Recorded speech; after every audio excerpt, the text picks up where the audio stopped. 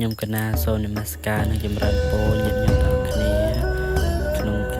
ណៈពេលនេះខ្ញុំកណាសូមថ្លែងអំណរគុណអរគុណនិងអរគុណច្រើនសម្រាប់ការចូលរួមជាសភៅបិចបន្ទាត់ហើយនឹងជាលុបទឹកលុបជាដើម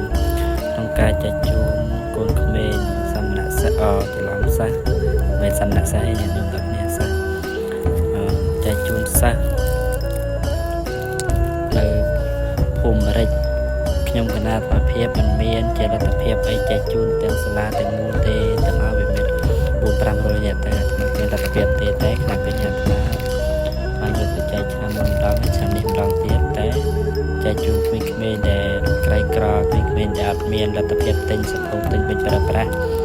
ទាំងអស់អាត្មាប្រមូលបាន30នាក់ជាងហើយក៏សភៅអាត្មាប្រមូលបានជាង200ក្បាលជាងហើយក៏សូមអរគុណអរគុណច្រើនសម្រាប់ការចូលរួមទាំងអស់គ្នាហើយសូមចែកជាចំណែកបនជាតិក្រោយជាតិណាសូម